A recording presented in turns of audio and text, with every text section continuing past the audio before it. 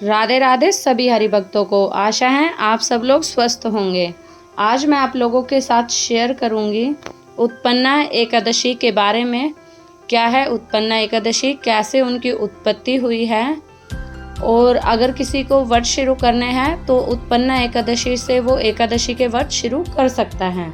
उत्पन्ना एकादशी का व्रत सभी व्रतों में विशेष महत्व रखता है।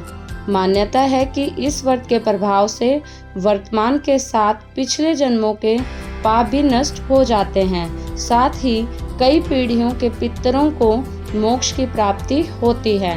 जो लोग एकादशी का व्रत शुरू करना चाहते हैं वह मार्गशीर्ष माह की उत्पन्ना एकादशी से इसकी शुरुआत कर सकते हैं, क्योंकि शास्त्रों में इसे ही पहली एकादशी माना गया है। इसी दिन एकादशी देवी की उत्पत्ति हुई थी। उत्पन्ना एकादशी व्रत में पूजा के बाद कथा जरूर सुने। कहते हैं तभी पूर्ण फल मिलता है। एकादशी के दिन आंवले के वृक्ष की हमें अवश्य पूजा करनी चाहिए। तुलसी को जल नहीं देना चाहिए, तुलसी माता का स्पर्श नहीं करना चाहिए, लेकिन तुलसी में दीपक जरूर जोड़ें। ओम गणेशाय नमः।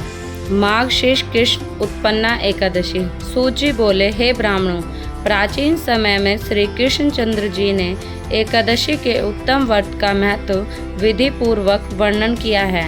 जो कोई इस महत्व को सुनेगा वह अनेक सुखों को भोग कर विष्णु लोक को प्राप्त होगा। अर्जुन बोला, हे जनार्दन, उपवास, नक्त भोजन और दिन रात में एक बार भोजन का क्या फल है और किस प्रकार करना चाहिए, यह सब मुझसे कहिए। श्री कृष्ण जी बोले, हे अर्जुन, हेमंत ऋतु के मार्गशीर्ष महीने के कृष्ण पक्ष में एकादशी का उपवास करें। दिन के 8 भाग में जब सूर्य का प्रकाश मंद हो जाए उस समय के आहार का नाम नक्त भोजन है। रात्रि के आहार का नाम नक्त भोजन नहीं है। फिर प्रातःकाल नियम से संकल्प करें। मध्याह्न के समय स्नान करके पवित्र हो जाएं। नदी, तालाब और बावड़ी में स्नान उत्तम है। जो इनके अभाव हो तो कुएं पर स्नान करना श्रेष्ठ है। हे विष्णु कांते, मेरे पूर्व जन्म के पापों को दूर करो। तुम्हारे द्वारा पापों के दूर होने से मैं परम गति को प्राप्त हो जाऊंगा। इसी मंत्र से मृतक का लगातार व्रत करने वाला मनुष्य स्नान करे। पतित, चोर, पाखंडी, मिथ्याभाषी, देवता, वेद और ब्राह्मण की निंदा करने वाले, पराये धन को हरने वाले से वार्तालाप ना करें। यदि इनमें से कोई दिख भी जाए तो सूर्य दर्शन करें। फिर अपने घर में आदर पूर्वक नैवेद्य आदि से श्री गोविंद का पूजन करके भक्ति से दीपदान करें। उस दिन खाट पर शयन और मैथुन वर्जित है। व्रत करने वाला भक्ति सहित चित्त से रात में जागरण करके ब्राह्मणों को दक्षिणा देकर प्रणाम करके क्षमा मांगे। धर्मात्मा मनुष्य को शुक्ल और कृष्ण पक्ष दोनों पक्षों की एकादशियाँ एक ही समझनी चाहिए। हे अर्जुन, इन दोनों एकादशियों में अंतर ना समझना चाहिए। इस प्रकार जो व्रत करता है उसका फल सुनिए। शंखा द्वारा क्षेत्र में स्नान करके गदाधर देव का दर्शन करके जो फल होता है वह एकादशी के उपवास के 16वें भाग के बराबर भी नहीं है। हे अर्जुन, संक्रांति में दान करने से 4 लक्ष गुणा फल विशेष होता है। कुरुक्षेत्र में सूर्य चंद्रमा के ग्रहण में स्नान करने से, अश्वमेध यज्ञ करने से जो फल मिलता है उससे 100 गुणा फल एकादशी के उपवास से प्राप्त होता है। जिसके घर पर 1 लाख तपस्वी नित्य भोजन करते हैं उनका 60,000 वर्ष में जो सहाय होता वह एकादशी का उपवास करने से होता है। वेद पढ़े हुए ब्राह्मणों को 1000 गोदान में देने से जो फल होता है उससे 10 गुना अधिक फल एकादशी का उपवास करने वाले को होता है। नित्य 10 उत्तम ब्राह्मणों को भोजन कराने से जो पुण्य होता है उससे 1000 गुना फल कन्यादान से कहा गया है। उससे 10 गुणाफल भूखे को अन्न देने से होता है। हे कांति पुत्र, अन्नदान से स्वर्ण में रहते हुए पितर और देवता तृप्त हो जाते हैं। एकादशी के व्रत के पुण्य की सीमा नहीं है। हे निपश्रेष्ठ, एकादशी के पुण्य का प्रभाव देवताओं को भी दुर्लभ है। उपवास का आधा फल नक्त व्रत वालों को मिलता है। उसका पुण्य दिन में एक बार भोजन करने वालों को होता है। तीर्थ दान नियम तभी तक गरजते हैं जब तक एकादशी नहीं प्राप्त हुई। एकादशी संसार से डरे हुए मनुष्य को एकादशी का व्रत करना चाहिए।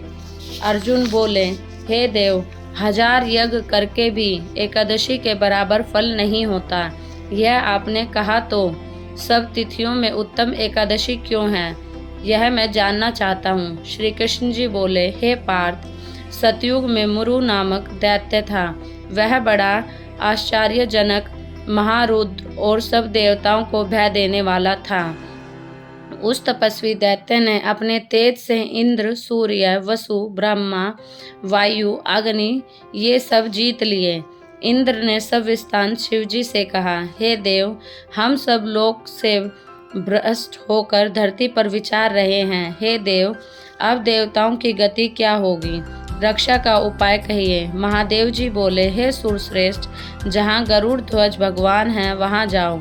वे शरण आए हुए की रक्षा करने वाले हैं। शिवजी का वचन सुनकर देवराज इंद्र सब देवताओं को साथ लेकर जहाँ भगवान शयन कर रहे थे वहाँ गए। जल में सोते हुए जगतपति भगवान को देखकर हाथ जोड़कर स्तुति करने लगे।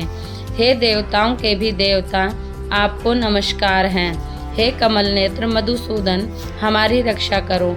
दैत्यों से डरे हुए देवता हमारे साथ आए हैं।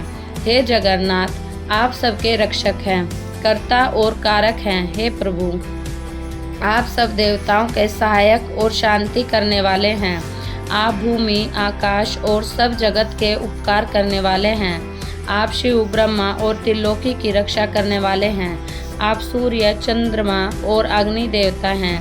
हे शरणागत की रक्षा करने वाले, हे महायोगिनी, दैत्यों से जीते हुए देवता स्वर्ग से भ्रष्ट हो गए हैं, डरकर आपकी शरण आए हैं। आप रक्षा करिए। हे जगन्नाथ, हम लोग स्थान से भ्रष्ट होकर पृथ्वी पर घूम रहे हैं। इंद्र का वचन सुनकर विष्णु भगवान बोले, कौन सा मायावी दैत्य है कि जिसने देवता जीत लिए हैं। प्राचीन काल में ब्रह्मवश देवताओं को पीड़ित करने वाला भयंकर नाड़ीजन नामक दैत्य पैदा हुआ। उसका प्रसिद्ध बलवान मुरु नामक पुत्र है। चंद्रावती नाम की बड़ी नगरी उसकी राजधानी है। उसमें रहते हुए उस बलवान दुष्ट ने संसार को जीतकर देवताओं को अपने वश में करके स्वर्ग से हटा दिया है। इंद्र, अग्नि, यम, पवन, ईश, चंद्रमा, ऋति, वरुण, इनके स्थानों पर वह आप ही बैठ गया है। सूर्य बनकर स्वयं ही प्रकाश करता है। हे विष्णु, वह स्वयं ही मेघ बनकर गया, देवता उसको जीत नहीं सकते। उस दैत्य को मारकर देवताओं की विजय कराइए। इंद्र का वचन सुनकर भगवान कुपित होकर बोले, हे देवराज, तुम्हारे उस बलवान शत्रु को मैं मारूंगा। तब दैत्यों ने 1000 दिव्य अस्त्रों से युक्त असंख्य दैत्यों से संज गजरते हुए मरु दैत्य को देखा। बलवान असुरों ने देवताओं को मार वे संग्रह को छोड़कर 10 दिशाओं में दौड़ने लगे। फिर युद्ध में भगवान को उपस्थित देखकर कुपित होकर अनेक शस्त्र लेकर दौड़े। शंख, चक्र, गदा धारण करने वाले भगवान ने उन असुरों को अपनी तरफ दौड़ते देखकर सर्प के समान बाणों से उनके देह घायल कर दिए। भगवान के हाथ सैकड़ों दैत्य मारे गए। अकेला मरु दैत्य वहां खड़ा होकर बार बार लड़ता रहा। जब भगवान अस्त्र शस्त्रों के प्रहार से उसको ना जीत सके तो कुपित होकर दैत्य अपनी परिधा के समान भुजाओं से लड़ने लगा। उसने देवताओं से 1000 वर्षों तक बाहु युद्ध किया। उससे थक कर भगवान बद्रिका आश्रम को पधारे। वहाँ हेमवती नाम की शोभ्यमान गुफा में महायोगी संसार के पालन करने वाले भगवान शयन करने को चले गए। हे पांडुनंदन, मैं उस महायुद्ध से थक गया था। वह दैत्य उस गुफा में मेरे पीछे लगा हुआ चला आया। मुझको वहाँ सोते हुए देखकर वह दैत्य मन में सोचने लगा कि दैत्य को मारने वाले इस हरि को मैं मारूंगा। उस दुर्बुद्धि के ऐसे विचार को समझकर मेरी देह से एक प्रकाशवान कन्या उत्पन्न हुई। दिव्य शस्त्रों को लेकर वह देवी युद्ध के लिए उपस्थित हो गई। उस मरु दैत्य ने देवी को देखा। उस देवी ने दैत्य को युद्ध में ललकार कर तब वह दैत्यराज उस कन्या से युद्ध करने लगा। फिर उस महादेवी ने शीघ्रता से उस बलि दैत्य के शस्त्रों को तोड़कर क्षण भर में रथ नष्ट कर दिया। फिर वह भुजाओं से युद्ध करने को बड़ा बल करके दौड़ा। देवी ने उसके हृदय में लात मारकर उसको पटक दिया। वह फिर उठकर कन्या को मारने की इच्छा से दौड़ा। देवी कुपित होकर आते हुए उस दैत्य का सर काटकर क्षण भर में पृथ्वी पर गिरा दिया। खंडित सिर वाला वह दैत्य यमलोक को प्राप्त हो गया। शेष भयभीत होकर पाताल लोक को चले गए। तब भगवान उठे, अपने सामने मरे हुए असुरों को देखा। जगतपति भगवान नम्रता पूर्वक हाथ जोड़े खड़ी हुई दिव्य कन्या को अपने सम्मुख देखकर आचार्य से बोले, इस दुष्ट आत्मा दैत्य को संग्राम में किसने मारा? कन्या बोली, हे प्रभु, मैं आपके ही अंश से पैदा हुई हूँ। मैंने ही इस असुर को मारा है। हे हरे, आपको सोता हुआ देखकर यह आपको मारने तैयार हो गया। इस त्रिलोकी के कंठ का ऐसा विचार समझकर इस दुष्ट दैत्य को मैंने मार दिया और देवताओं को निर्भय कर दिया। सब शत्रुओं को भय करने वाली मैं आपकी प्रबल शक्ति हूँ। त्रिलोकी की रक्षा करने के लिए भय देने वाले इस दैत्य को मैंने मारा है।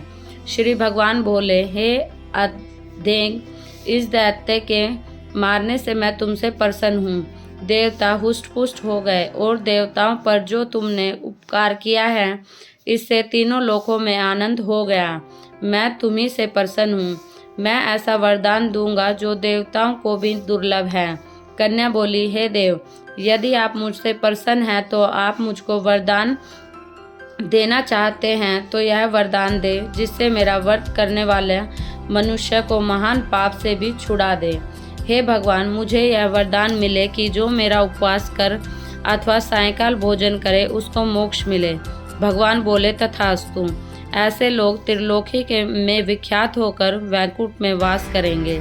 मेरी परम शक्ति तू एकादशी को उत्पन्न हुई है, इससे तेरा नाम उत्पन्ना एकादशी होगा। इस प्रकार उसको वर देकर भगवान अंतर्ध्यान हो गए और एकादशी अत्यंत प्रसन्न हुई। हे कुंती पुत्र, इस तरह से एकादशी की उत्पत्ति हुई है, जो सब पापों को नष्ट करने वाली पवित्र तिथि है। हे अर्जुन, शुक्ल पक्ष का भेद न करके दोनों पक्षों में व्रत करना चाहिए। द्वादशी युग एकादशी सबसे श्रेष्ठ एकादशी के व्रत को अश्वमेध यज्ञ का फल मिलता है, इसमें कोई संदेह नहीं है। व्रती पुष्पांजलि लेकर प्रार्थना करें, मैं एकादशी को निराहार रहकर दूसरे दिन भोजन करूंगा, आप मेरी रक्षा करो। यह कहकर पुष्पांजलि भगवान को अर्पण करें। उपवास के फल का इच्छुक 3 बार अष्टाक्षर मंत्र को पढ़कर पात्र में रखे हुए जल को पी जावे। द्वादशी को दिन में कांसे के पात्र में भोजन वर्जित है। हे राजेंद्र, एकादशी के मध्याह्न से द्वादशी के अरुण उदय तक स्नान, पूजन, दान, होम आदि कर्म करना चाहिए। यदि कोई भारी संकट आ जाए तो जल से प्रायण करके फिर भोजन कर ले तो पुण्य भोजन का दोष नहीं होता। एकादशी महात्मा का जो एक पद भी सुनता है, ब्रह्म हत्या से लेकर उसके सब पाप दूर हो जाते हैं, उसमें संदेह नहीं है। वैष्णव धर्म के समान कोई सनातन व्रत नहीं है। राधे राधे। अगर आपको मेरे द्वारा सुनाई गई कथा पसंद आई हो तो मेरी वीडियो लाइक करें, मेरे चैनल को सब्सक्राइब करें और अधिक से अधिक शेयर करें।